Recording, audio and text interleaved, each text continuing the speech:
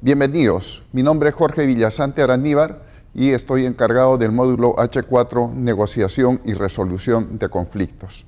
En la primera parte abordaremos el conflicto, sus antecedentes y causas. Pasamos a desarrollar el primer módulo. La democracia y la ciudadanía en el Perú. El nuevo siglo nos presenta ante un nuevo escenario en el cual existe cambios constantes, la tecnología de la información y de las comunicaciones, vivimos en un mundo globalizado en el cual existen temas económicos, culturales, sociales, políticos que van constantemente cambiando.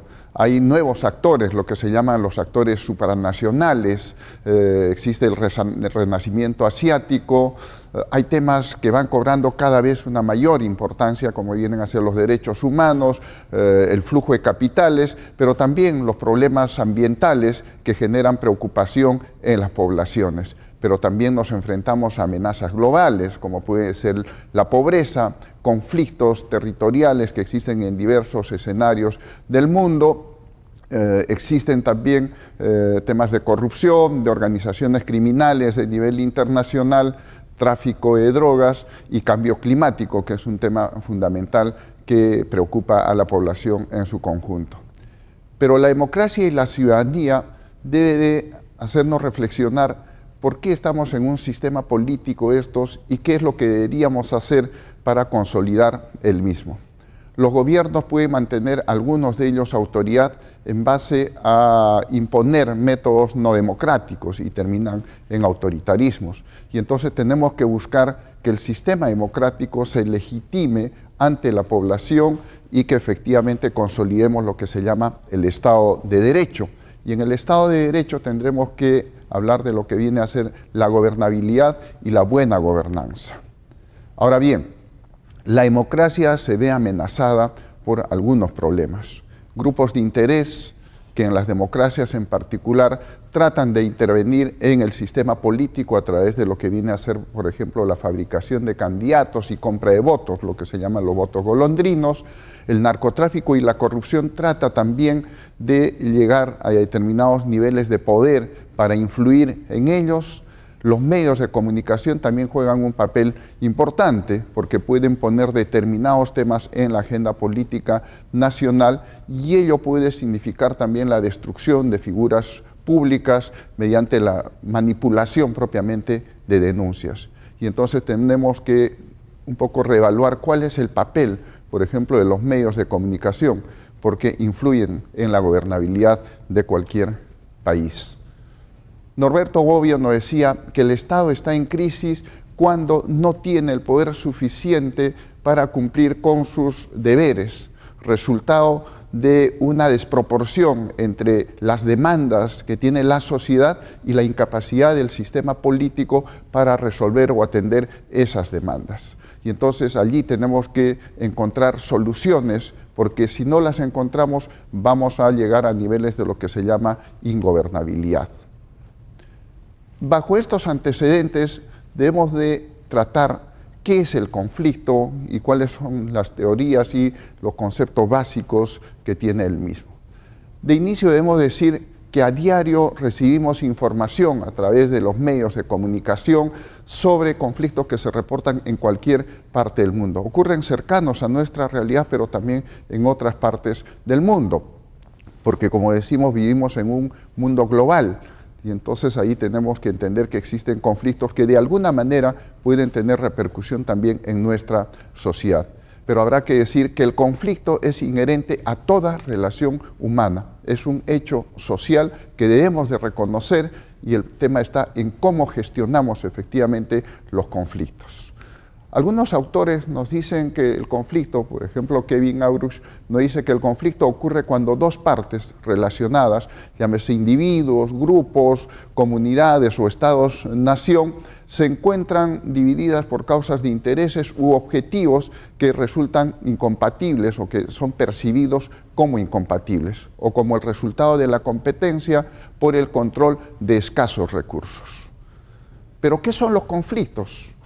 Podemos concluir que los conflictos son formas de conducta competitiva entre personas o grupos. Suceden cuando hay competencia entre dos o más personas o grupos. Tienen lugar cuando los recursos son escasos.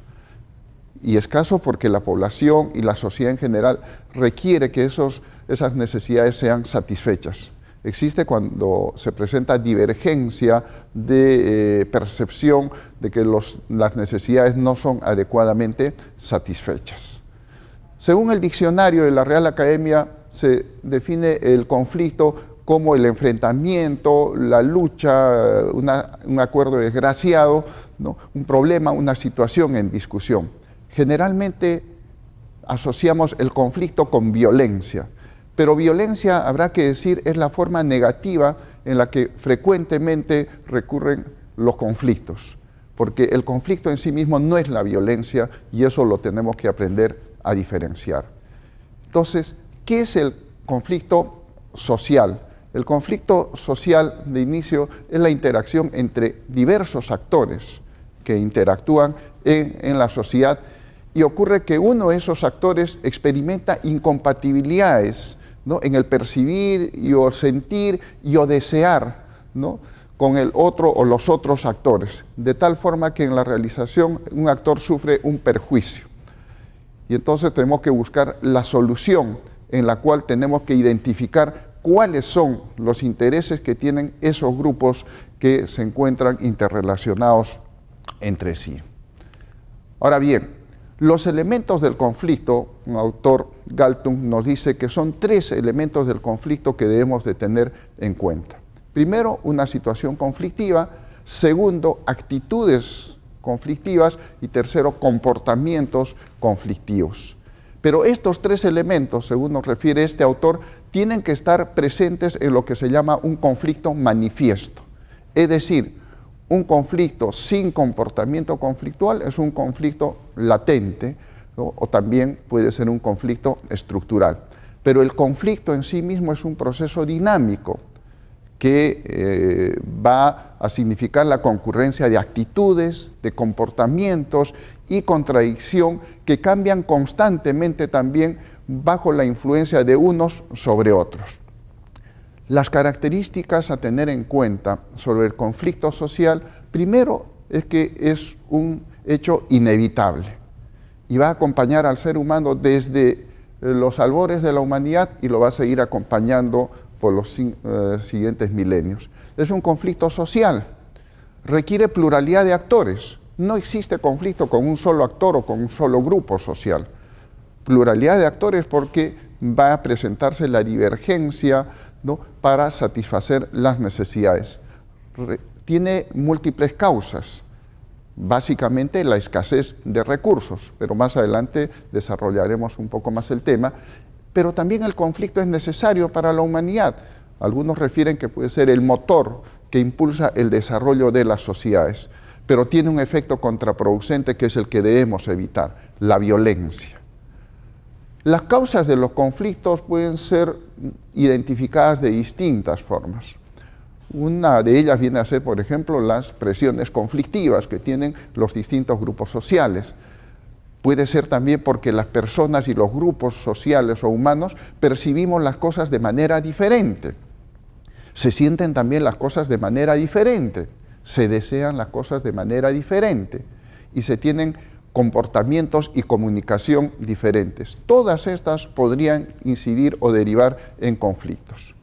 La Defensoría del Pueblo, como ustedes saben, que cumple un papel fundamental en una democracia, ¿no?, ha realizado estudios y permanentemente monitorea los conflictos sociales y nos presenta una tipología de lo que vienen a ser los conflictos sociales en el país. Y nos dice que hay conflictos sociales por asuntos de gobierno local, asuntos de gobierno regional, ¿no?, nacional, pero un tema en el que debemos de poner particular atención son en lo que se denominan los problemas socioambientales, ¿no?, que están básicamente vinculados al uso, al acceso o al control, ¿no?, de los recursos naturales. Como sabemos, el país tiene importantes recursos naturales que explota, ¿no?, y a partir de lo cual también permite que el Estado se provea de los recursos para atender y satisfacer a su vez las necesidades que tiene la población.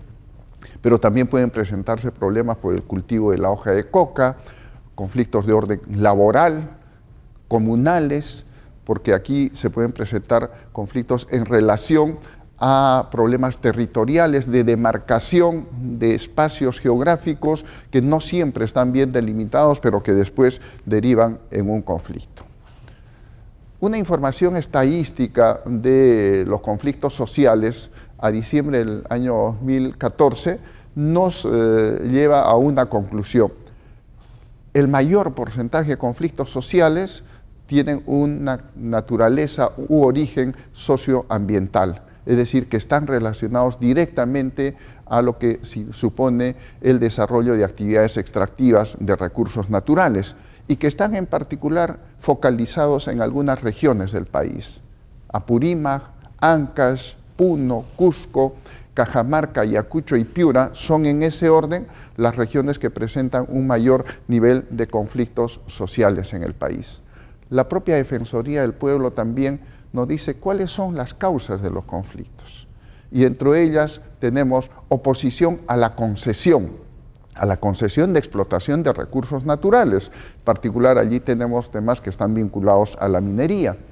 Pero también hay incumplimiento de empresas concesionarias. Ocurre que muchas veces las empresas que tienen la concesión por parte del Estado para explotar recursos naturales no cumplen con compromisos sociales o lo que hoy se denomina también, ¿no?, la responsabilidad social, que no solamente tiene que significar pagar impuestos, sino también que tiene que significar una buena relación con la comunidad que se encuentra dentro del área de influencia de un proyecto determinado. Tenemos también temas vinculados a la tala ilegal de árboles, el vertimiento o disposición inadecuada de residuos sólidos y en particular también hoy en día la revisión de los estudios de impacto ambiental que generan mucha desconfianza en la población y hay que buscar mecanismos para lograr que aquellos temores que la población tiene sean disipados para que se entienda también que es posible desarrollar actividad productiva, extractiva, con desarrollo, por ejemplo, de actividades como la agricultura.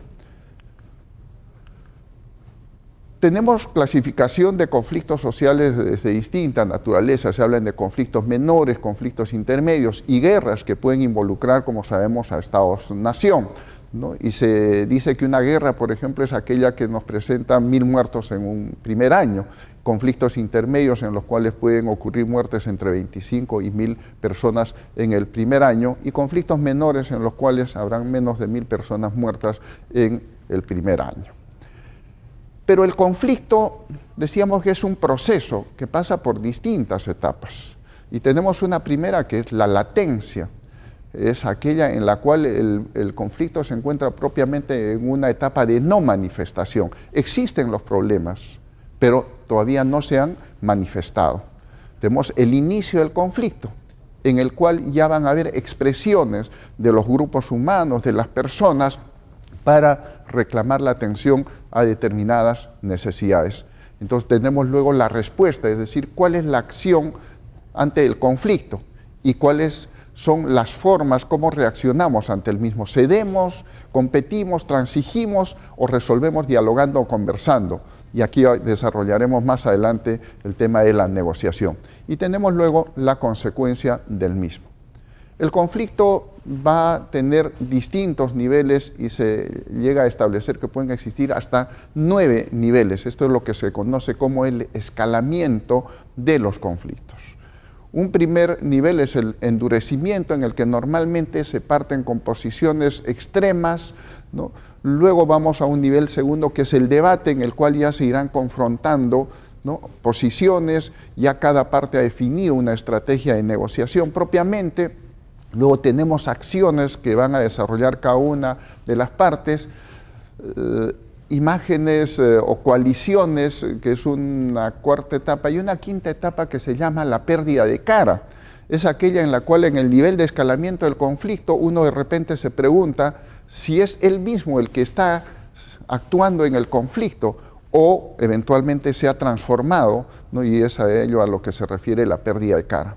Luego tenemos el nivel de estrategias de amenaza, golpes de destrucción, ¿no?, el fraccionamiento, y se llega finalmente a una etapa extrema, el mayor nivel, que viene a ser lo que se denomina juntos al barranco. Es decir, cuando de repente las partes en conflicto de repente llegan a una conclusión: no es posible solucionar al conflicto, entonces pierdes tú y pierdo yo, no importa, juntos al barranco, ¿no?, y no logramos una solución al conflicto. Dentro de las causas o fuentes del conflicto también se puede entender que existen temas culturales, escasos recursos, como hemos referido, necesidades insatisfechas, valores también que pueden efectivamente incidir en el origen de los conflictos, la relación entre las partes, que pueden ser relaciones de poder dentro de estructuras, dentro de organizaciones, ¿no?, entre otros. Pero los conflictos también nos presentan funciones positivas. Primero, el conflicto ayuda a definir una estructura de un grupo o las actitudes de un individuo. Como decíamos, es el motor de cambio, permite eliminar disposiciones hostiles y la aparición de una expresión conductual, pero promueve, establece y conserva también una línea de diferenciación entre unas personas y otras. Pero los conflictos surgen también muchas veces por las percepciones que tenemos las personas.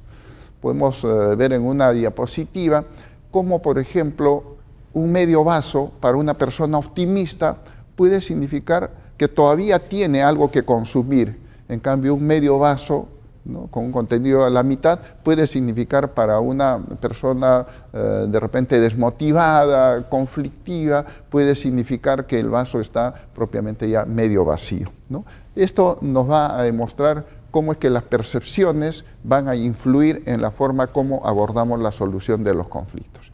Pero los conflictos tienen que ser evaluados, y allí tenemos que hacer lo que se llama un mapeo de actores. Tenemos que identificar cuáles son los problemas, tenemos que identificar también cuáles son finalmente las soluciones, ¿no?, que vamos a buscar. Y entonces allí hay lo que se llama la historia del conflicto. Y vamos a ver que en las formas como buscamos la solución de los conflictos tenemos la negociación, que es el tema que vamos a desarrollar a continuación. Pero el conflicto activo es un proceso que tiene una fase temprana, que es donde debe de actuarse para evitar que el conflicto llegue a una fase de crisis en la cual ya existen en muchos casos afectación de derechos de terceras personas. Se impide el libre tránsito, se bloquean carreteras y de esta forma se impide, por ejemplo, el libre tránsito y se impide también el desarrollo de las actividades en cualquier sociedad. Las formas de solución de los conflictos. ¿Cuáles pueden ser la mejor forma de solución de los conflictos? Un primer tema es reconciliando intereses, porque si las partes reclaman la atención de determinados problemas o la satisfacción de necesidades, es posible reconciliar esos intereses, que no siempre van a ser incompatibles, y eso debemos identificarlo. Pero una segunda forma es también determinando quién tiene el derecho, es decir, si hay dos o tres actores, sean personas naturales, grupos sociales, habrá que determinar quién tiene derecho. Pero finalmente también hay una forma de solución, es determinando quién es el más poderoso. Es decir, se puede imponer una solución. No es la forma más adecuada, como vamos a ver. Y entonces los sistemas de resolución de conflictos nos presentan dos alternativas, un sistema problemático y un sistema efectivo. La idea es cómo logramos nosotros identificar los intereses y satisfacer los intereses que pueden presentar las partes en conflicto, que como señalamos, no siempre son intereses incompatibles, sino en algunos casos pueden ser complementarios, y la gran tarea en gestión de conflictos es identificar efectivamente esos conflictos o esos intereses más bien complementarios. Como decíamos, la violencia es la forma negativa en la cual derivan los conflictos. Podemos hablar de una violencia directa, por ejemplo, matanza de niños. Podemos hablar de una violencia estructural, la pobreza en el mundo, que tiene obviamente que ser abordada por los estados para reducir la misma y eliminarla, porque ella puede ser caldo de cultivo de problemas como la inseguridad ciudadana, el narcotráfico y el desarrollo de actividades ilícitas. Pero también podemos tener la violencia cultural, que muchas veces son justificaciones que ciegan a las personas, a los grupos humanos. Con esta parte concluimos el tema de conflicto, y en la siguiente sesión vamos a hablar sobre los sistemas alternativos de resolución de conflictos, comenzando por lo que viene a ser la negociación.